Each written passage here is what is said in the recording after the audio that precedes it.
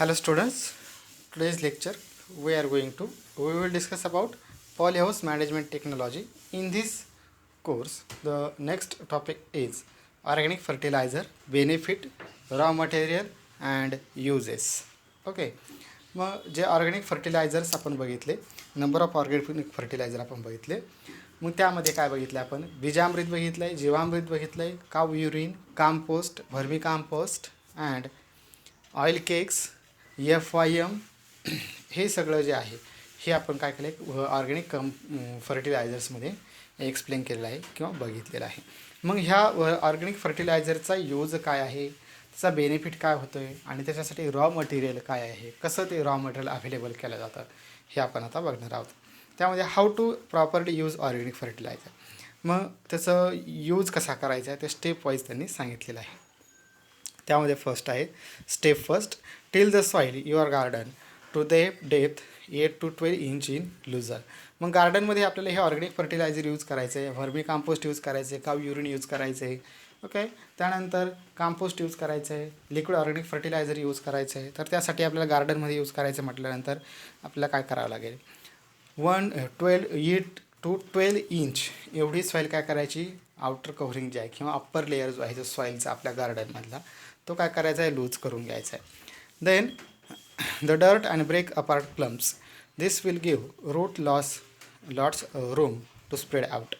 Okay, मग त्या रूट्सपर्यंत काय झालं पाहिजे, ते जे आपण देणार आहोत ऑर्गॅनिक फर्टिलायझर प्रोव्हाइड करणार आहोत त्या प्लांट्सला, ते काय झालं पाहिजे, इझिली तिथं प्रोव्हाइड झालं पाहिजे. त्यासाठी ती सॉईल जी आहे ती आपल्याला लूज करायची आहे.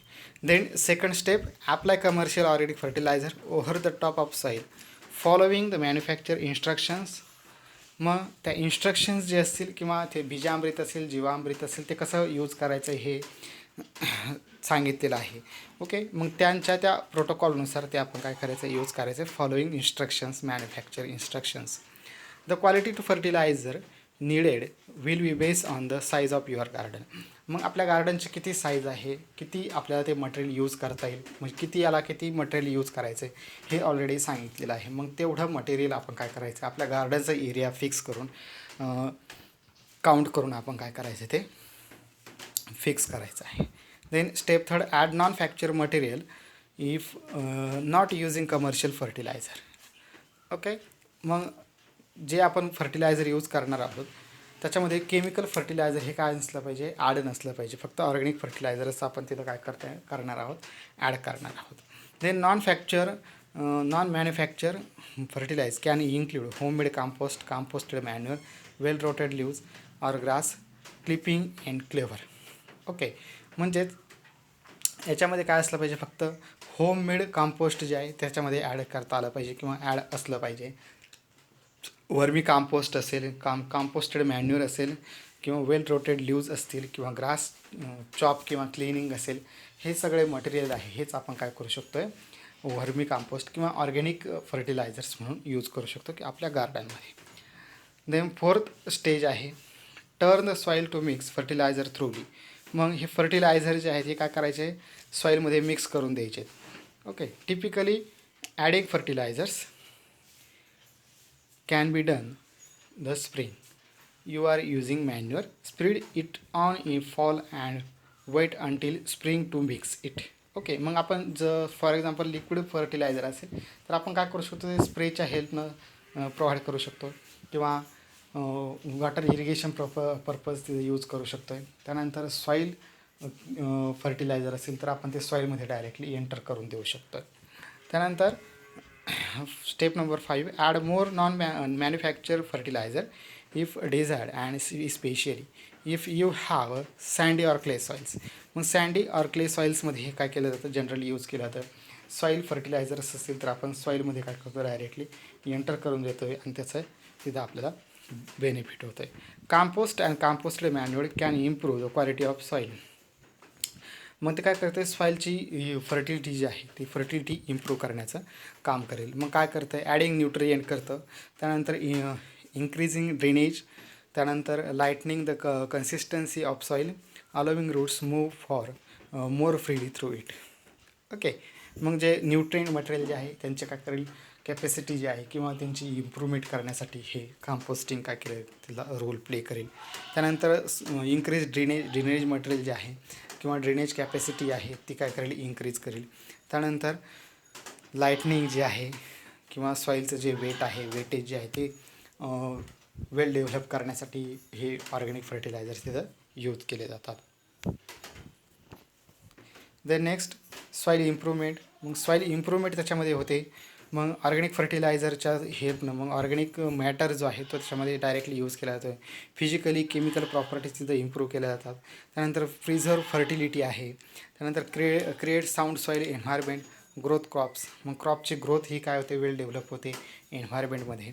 त्यानंतर potentially polluted water resources, organic fertilisers add organic matter help soil to the retain moisture and nutrient. मग सॉईलची फर्टिलिटी इम्प्रूव्ह जर करते, मग ऑलरेडी सॉईलची फर्टिलिटी इम्प्रूव्ह करते म्हटल्यानंतर त्याचे क्रॉप्स जे असतील फॉर्मेशन होणार ते सुद्धा काय होतील, वेल डेव्हलप आणि वेल इम्प्रूव्हमेंटच झालेले असतील. ओके, हा त्याचा बेनिफिट आहे किंवा हा त्याचा यूज आहे सॉईल इम्प्रूव्हमेंटमध्ये. त्यानंतर सॉईलमध्ये काय करते, utilisation crops, reducing soil hardening, improving soil fertility. Okay, मग त्याच्यामध्ये काय करतं, ते क्रॉप इम्प्रूव्हमेंट करतं किंवा सॉईल हार्डनिंग जी आहे ती सॉफ्ट करण्याचं काम करतं किंवा इम्प्रूव्हमेंट सॉईल फर्टिलिटी, सॉईलची फर्टिलिटी जी आहे ती इम्प्रूव्ह करतं. फर्टिलिटी इम्प्रूव्ह झाली म्हटल्यानंतर ते सॉईलचं जे प्रोडक्शन असेल ते सुद्धा काय करता येईल तिथं, वेल डेव्हलप असं. The next raw materials of organic fertiliser. मग त्यासाठी काय काय रॉ मटेरियल आहे. ओके, मग ते रॉ मटेरियल काय काय यूज करायचं आहे.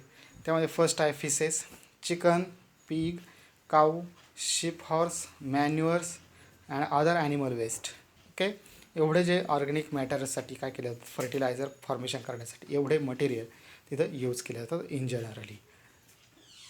त्यानंतर क्रॉप स्ट्रॉज, मग मेज स्ट्रॉज असेल, व्हीट स्ट्रॉ असेल, सोयाबीन स्ट्रॉज असेल, गव्हाच्या काड्या आपण त्याला म्हणतो, मकाच्या काड्या त्याला म्हणता येईल किंवा सोयाबीनचं भूस आपण त्याला म्हणतो, गव्हाचं भूस, हे सुद्धा काय केलं जातं, ऑर्गॅनिक फर्टिलायझर म्हणून यूज केलं जातं. Then husks and chaffs, rice hull, peanut, groundnut stem, grain mash and bacterial chaff, एवढं सगळं मटेरियल काय हक्स अँड चाप्स म्हणून काय केलं जातं, यूज केलं जातं. That is a raw material of the organic fertiliser. Then product screening, मग अल्कोहोल क्लिनिंग आहे, furfural, xylose bacterium, garlic, vinegar, soy sauce. Okay, एवढे सगळं जे मटेरियल आहे प्रोडक्ट स्क्रीनिंगसाठी किंवा फर्मेंटेशन प्रोसेससाठी हे मटेरियल काय केलं जाईल, as a raw material for organic fertilisers. Then oil cake materials, soybean cake, soybean meal, rapeseed expeller and so on. Okay, मग ऑइल सीड्स जे असतील किंवा जे आपण ऑइल केक्स बघितले, कोणत्या ऑइल सीडं फॉर्मेशन केलं जातं किंवा कोणत्या ऑइल केक्सचा कसा यूज केला जातो, हे आपण ऑइल केक्स या व्हिडिओमध्ये बघितलेलं आहे. मग त्याचा तिथं यूज केला जातो आहे आणि तेच तिथं काय केलं जाईल, त्याचा बेनिफिट आपल्याला प्रोव्हाइड होईल किंवा ते रॉ मटेरियल तिथं यूज केलं जाईल. Other materials such as sewage sludge, sugar filter, mud sugar, biogas किंवा बगेजेस आपण त्याला म्हणू शकतो. मग बॅगेज असं म्हटलेलं आहे. मग सॉलिड मटेरियल,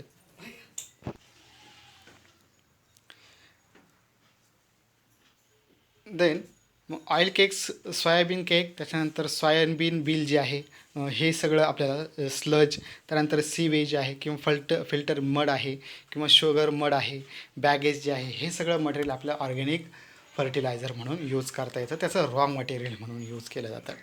ओके, मग आत्तापर्यंत आपण काय बघितलं आहे, ऑर्गॅनिक फर्टिलायझर बघितलं. त्यानंतर काय आहे ऑर्गॅनिक फर्टिलायझर, त्याचा रोल काय आहे किंवा काय त्याचं प्रोडक्शन केलं जातं आहे. त्यानंतर काय त्याचे बेनिफिट्स आहेत, त्याचे यूजेस आहेत, कसं ते प्रोडक्शन करायचं आहे किंवा कसं ते यूज करायचं आहे आणि कुठं यूज करायचं हे आपण आत्तापर्यंत बघितलेलं आहे.